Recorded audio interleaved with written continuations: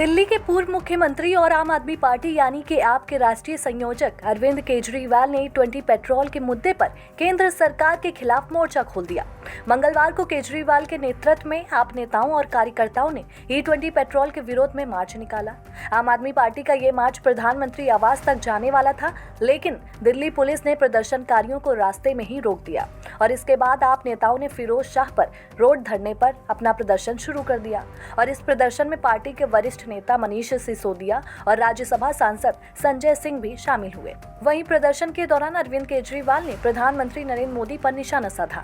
उन्होंने कहा कि ट्रंप के दबाव में मोदी जी न आए और सरकार को E20 पेट्रोल को लोगों पर जबरदस्ती लागू नहीं करना चाहिए। ट्रंप के दबाव में मोदी जी न आए, ट्रंप का दबाव में आके इथेनॉल USA से खरीदना बंद करें और हमारे देश में E20 थोपना बंद करें। केजरीवाल का कहना है कि देश के कई वाहन मालिक E20 पेट्रोल को लेकर चिंतित हैं। उन्होंने सवाल उठाया कि अगर लोगों को E20 पेट्रोल इस्तेमाल करना है तो उन्हें दूसरा विकल्प भी मिलना चाहिए। इसके अलावा उन्होंने कहा कि पेट्रोल पंपों पर ग्राहकों को E20 पेट्रोल और समान पेट्रोल में से चुनाव करने की सुविधा भी दी जाए। आगे वे कहते हैं कि इसी वजह से वे PM आवास के बाहर धरना दे रहे हैं और PM से मिलना चाहते हैं। अभी यहाँ बैठे हैं, इंतजार कर रहे हैं। मुझे उम्मीद है कि प्रधानमंत्री जी बुलाएंगे। देखते हैं, प्रधानमंत्री जी को मैसेज भेजा है कि हम मिलना चाहते हैं। दरअसल E20 पेट्रोल को लेकर आम आदमी पार्टी पहले भी सरकार पर सवाल उठा चुकी है। कुछ समय पहले आपने दिल्ली में एक नेशनल टाउन हॉल कार्यक्रम आयोजित किया था और इस दौरान भी केजरीवाल ने E20 पेट्रोल को लेकर अपनी चिंताएं जाहिर की थी।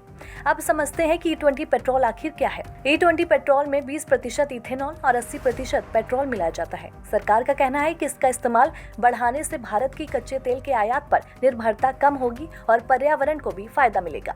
वहीं विपक्ष और कुछ वाहन मालिकों का कहना है कि पुराने वाहनों में E20 पेट्रोल के इस्तेमाल को लेकर कुछ चिंताएं हैं। उनका कहना है कि इसे लागू करने से पहले लोगों को पर्याप्त जानकारी और विकल्प भी मिलना चाहिए।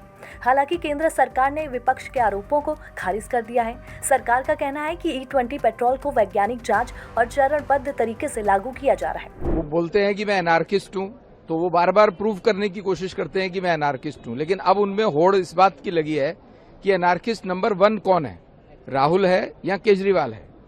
तो केजरीवाल इसलिए वहां पर उस विषय पर जा रहे हैं जिस विषय पर लगातार कांग्रेस के मणिशंकर अय्यर जी ने भी बोला कि इथेनॉल ब्लेंड की आवश्यकता है और टेक्निकली IIT में खड़गपुर IIT से पढ़ा हुआ व्यक्ति भी अगर इस बात को बोलेगा तो समझ में आता है कि वो कितना बड़ा एनार्किस्ट है। केंद्रीय मंत्री नितिन गडकरी ने भी कहा कि अब तक के परीक्षणों में E20 पेट्रोल से वाहनों के इंजन को केंद्रीय नुकसान पहुंचने का कोई ठोस प्रमाण नहीं मिला है।